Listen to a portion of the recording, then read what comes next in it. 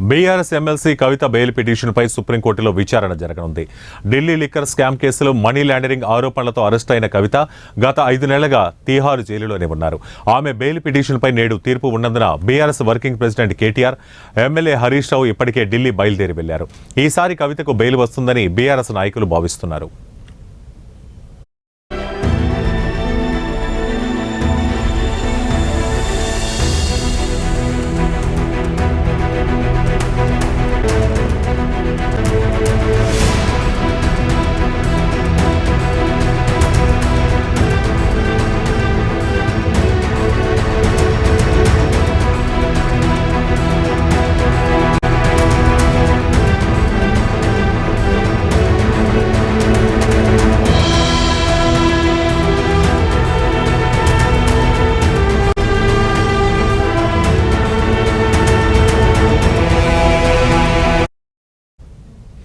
Liquor scam కేసుల్లో కవితపై ED, CBI కేసులు నమోదు చేశాయి.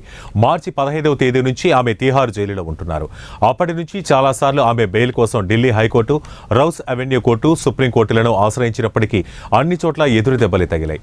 ఆమెను బయటకు తీసుకొచ్చేందుకు కేటీఆర్ ప్రయత్నిస్తున్నారు. బెయిల్ కోసం ఢిల్లీకి వెళ్లిన కేటీఆర్ న్యాయవాదులతో చర్చించారు.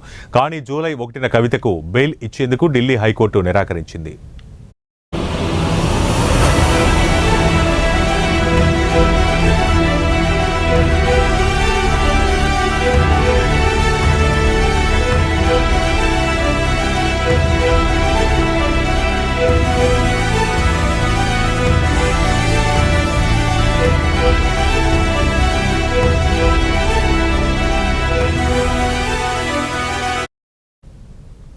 ఈ నేపథ్యంలో ఆమె సుప్రీంకోర్టును ఆశ్రయించింది.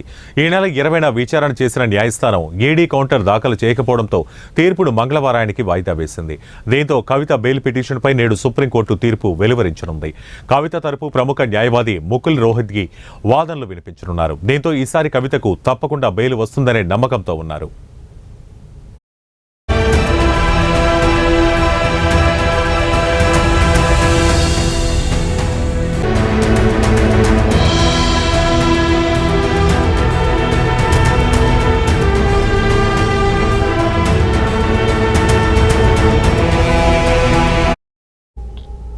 ఇదిలా ఉండగా జూలై 16న కవిత తొలిసారి అస్వస్థతకు గురయ్యారు. దీంతో ఆమెను ఢిల్లీలోని దీన్ దయాళ్ ఉపాధ్యాయ ఆసుపత్రికి తరలించి చికిత్స అందించారు. మళ్లీ ఆగస్టు 22న కవిత అస్వస్థతకు గురయ్యారు. ఈసారి ఢిల్లీ ఎయిమ్స్కు కవితను తరలించి వైద్య పరీక్షలు చేశారు. అదే రోజు మధ్యాహ్నం తిరిగి జైలుకు తరలించారు.